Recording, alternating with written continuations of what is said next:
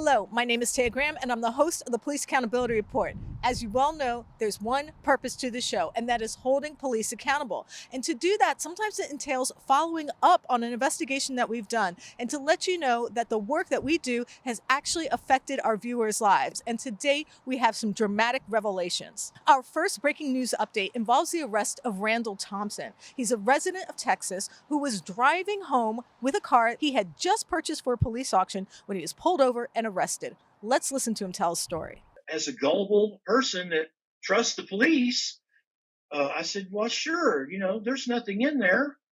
Go ahead.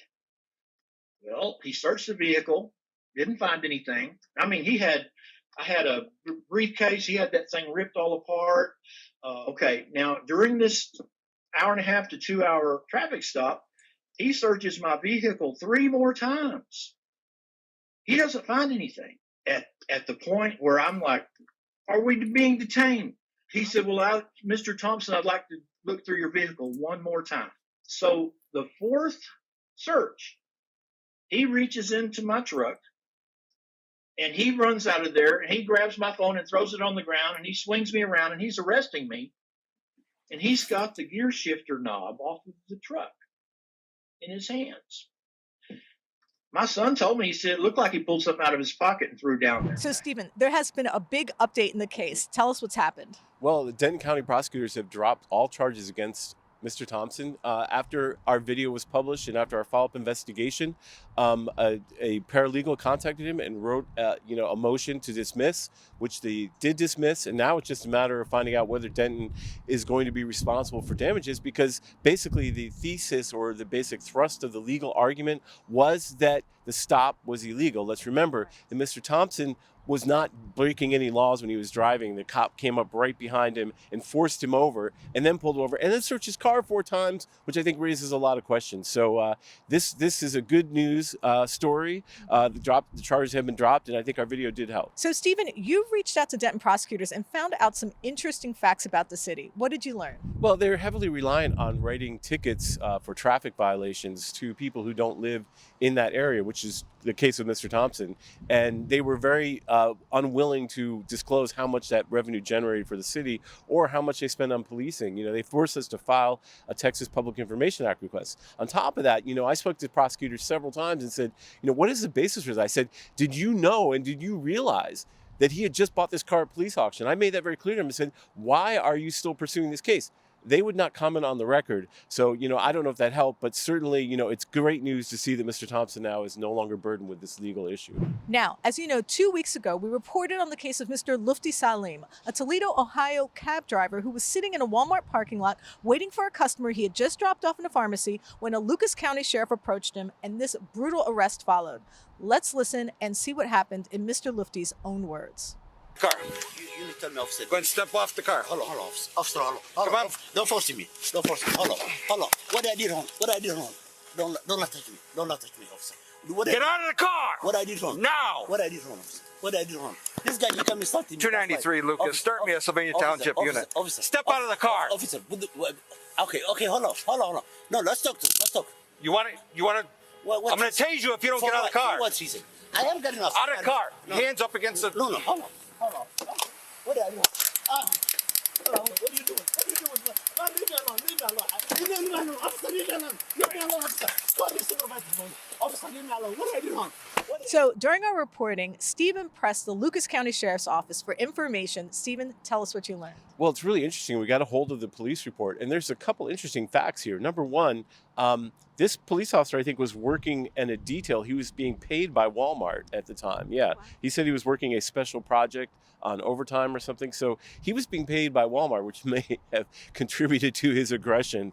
Right, especially because he said there was some connection between him and the manager who had called the police on Mr. Saalim. Right. And he piled up the charges, 5 charges: resisting arrest, menacing, obstructing official business, parking standing in a place where signs prohibit stopping. So he piled on the charges and then said he towed the vehicle because it was abandoned, which strikes me as ironic because he had arrested the man. So, but really, another thing we found out was that he had been disciplined. He had been disciplined. They said the officer was disciplined, but they haven't released the specific charges or what happened or the outcome of that discipline. I do know he's still with the Lucas County Sheriff's Department. So, there's been some progress on the case, and we're going to keep bugging them for more information. But right now, it seems like there might have been some of that political economy working, where the police officer was actually working for the Walmart and making extra money, and maybe felt like he had to go out and really screw with this guy because he's getting paid by Walmart. We're still looking into that, but that's what it appears. Just last week, we reported on the story of Michelle Lucas, a grandmother and community activist who's looking at 2 years in prison after she passed along a $100 bill that she received from a coworker at the pizza shop. Stephen, you reached out to the prosecutor's office, to the public defender's office, and there have actually been some really positive changes. Tell us what's happened. Well, I sent a series of questions to, both the sheriff's department, which investigated this case, and I sent them to the public defender, asking specifically, because the employee who had given her the bill admitted that he gave her the bill, why were they prosecuting Michelle Lucas? Was this retaliation? Had they spoken to this man? And it turns out that he had actually vanished. Well, what happened?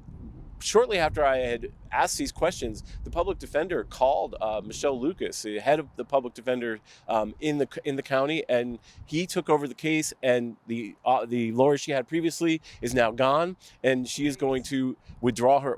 Well, she is withdrawing her plea. So as you can see, there's been some progress, and hopefully she's getting rightful representation, and I think this is a good outcome overall. So finally, Stephen, I have to ask you about some recent developments here in our hometown of Baltimore City. And it has to do with the Gun Trace Task Force. Roughly 9 officers who were charged with robbing residents, dealing drugs, and stealing overtime. Stephen, what have you learned? Well, the Baltimore Police Department right behind us, unceremoniously posted this report that said that the officers in the Gun Trace Task Force were paid after they were charged. Right. And some of them paid quite a bit amount.